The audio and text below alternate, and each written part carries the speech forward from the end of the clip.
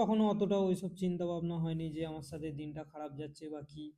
তো আমি থার্ড কাস্টমারের বাড়িতে ঢুকে দেখলাম কাস্টমারের ভোল্টাস এসি না, গোদরেজের এসি ভোল্টাসে কল বুক করে দিয়েছে। তো কাস্টমারকে বললাম, স্যার এটা তো গোদরেজ এসি, এটা আমরা সার্ভিস করতে পারবো না। তো কলটা ক্যান্সেল করে দিলাম। 5-10 মিনিট ছিলাম কাস্টমারের বাড়ি।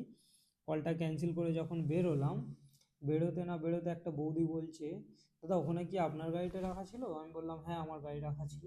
বলছে ওটা পড়ে গেছে। আমি বলি, পড়ে গেছে? শুনেই মনটা খারাপ হয়ে গেল, কারণ অনেক শখের গাড়ি, অনেক কষ্ট করে কিনেছি টাকা জমিয়ে জমিয়ে।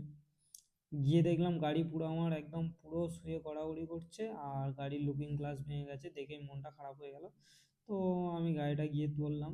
তুলতে তুলতে শুনতে পাচ্ছি পাশের বাড়ির বৌদিটা বলছে, বাচ্চাটার লাগেনি তো, বাচ্চাটার লাগেনি তো।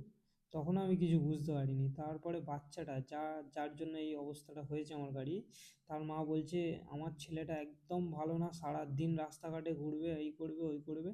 তখন আমি বুঝলাম আমার গাড়িটা পাঁচিলে, ধরো পাঁচিল ছিল, পাঁচিলের পাশে একদম ভালো করে সিঙ্গেল স্ট্যান্ড দিয়ে রাখা ছিল। কাস্টমারের মানে ছেলেটা হয়তো কোনো কারণে ও গাড়িটার ডান দিকের হ্যান্ডেল ধরে উঠতে গেছে গাড়িতে, যার জন্য কী হয়েছে, ডান দিকে পুরো গাড়িটা শুয়ে পড়েছে। আর পুরো শুয়ে পড়তে এমনভাবে পড়েছে আমার গাড়ি পুরো লুকিং গ্লাস গুঁড়ো গুঁড়ো হয়ে গেছে। তো মনটা খারাপ হয়ে গেল। আবার ভাবলাম আর হালকার উপর থেকে গেছে, আমার দিনটাই আজকে খারাপ যাচ্ছে, কারণ আগে আর একটা ইনসিডেন্ট হলো, আর একটা হলো। তো ওই নিয়ে অত ভাবলাম না। ভাবলাম বাচ্চাটার কিছু হয়নি, সেটাও একটা ব্যাপার। ভাবলাম বাচ্চার মাকে বলবো কিছু ক্ষতিপূরণ দিতে। বাদ দাও, ছোটোখাটোর উপর দিয়ে গেল, তার জন্য আমি কিছু বললাম না। তো ওখান থেকে বেরিয়ে এলাম। বেরিয়ে আসার পরে অফিসে আসছি, তখন আবার একটা বাটার রাস্তা, বাটা থেকে তারাতলা ওয়ান ওয়ে, বাটার রাস্তা যেটাই আছে ওটা ওয়ান ওয়ে, ঠিক আছে।